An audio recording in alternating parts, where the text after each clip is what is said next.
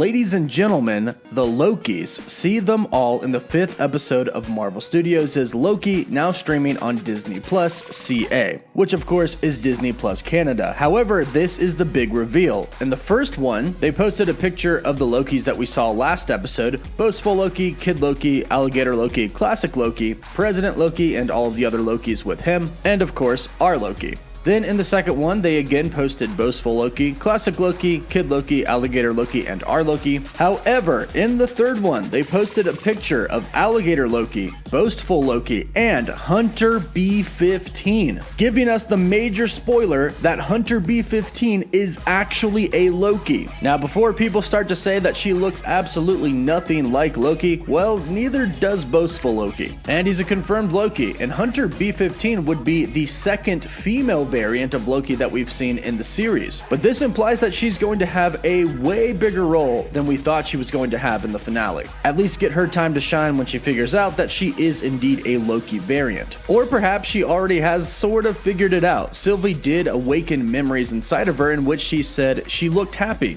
Could she have looked happy being an Asgardian princess? Sylvie was a princess in Asgard, so we could probably assume that Hunter B-15's Loki variant was a princess as well. So of course she looked happy. She had a father, a mother who loved her, she had a brother, Thor, the god of thunder, she lived in a palace, and was a princess. However, the TVA made it very clear that there was not supposed to be a female Loki variant. However, when Sylvie was talking about the universe and chaos in one of the episodes, she said that the universe is what brought about her, the female Loki variant. So we can assume that the same thing happened with Loki variant Hunter B-15. The universe spat out another female Loki variant, and eventually the TVA came because that was not supposed to happen. If there isn't a Loki that's going on to die by the hands of Thanos in Avengers Infinity War, that variant has to be arrested. And it seems like that Loki has to be male as well, which is another reason that Hunter B-15 would have been taken in like Sylvie as well. Now, I hope Hunter B-15 gets her time to shine when she realizes that she's a Loki and perhaps goes on to help Sylvie and our Loki. More than likely, Mobius will break her out. In episode 5, Mobius went back to the TVA.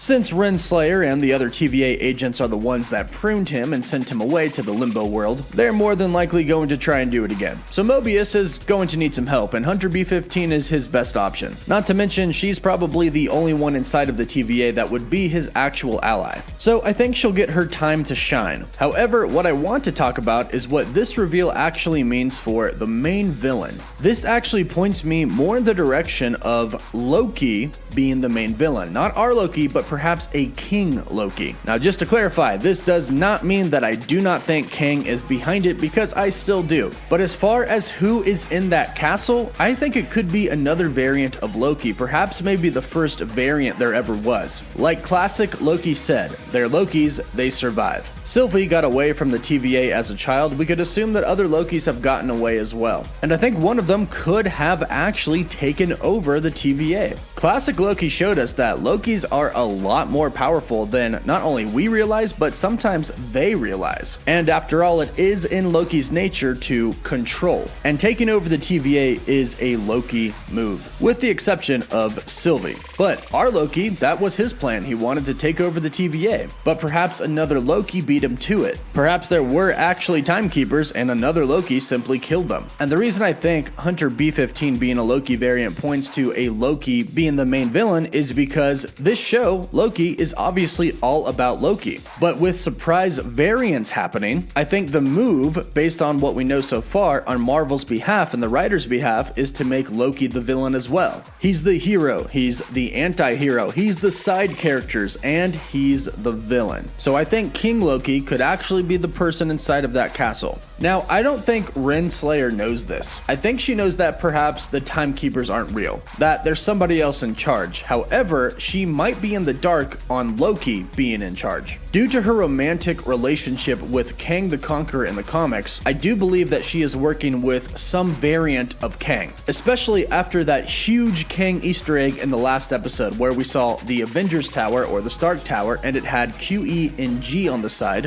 which is the company that Nathaniel Richards aka Kang the Conqueror, owns. I think there have been way too many Easter eggs for Kang not to be involved in some way, shape, or form, especially if you consider that Jonathan Majors is confirmed to be playing Kang in Ant-Man and the Wasp in Phase 4. So I think Loki could be Kang's setup, however, I don't think he's going to be the main villain of the series. I think it would be a lot to just throw him in randomly in the 3rd episode for those non-super comic book fans like us that do research. So I think going the direction of a Loki variant himself being the main villain is the direction that Marvel's going to go. However, I do think that Kang is in the background trying to make a move, and I think that Renslayer is actually working with him, which is why Renslayer actually does want to find out who is in charge of the TVA so she can take out that person for Kang or report back to Kang, and Kang can go take out that person, and I think that person is Loki. Based off of what we know and all of the images from the trailers that we haven't seen yet, there is some sort of Asgardian King Loki that we are going to see. Now, some people are thinking that these could be flashbacks, and yes, they could, but they're not going to be flashbacks of our Loki because our Loki has never been king of Asgard. The scenes that we see of King Loki have never happened for our Loki. So if they are indeed flashbacks, they are flashbacks of another Loki, which would be the villain. Or perhaps these aren't flashbacks at all. Perhaps inside of that castle is indeed Loki, and he's created an Asgard inside of the castle using his powers of illusion.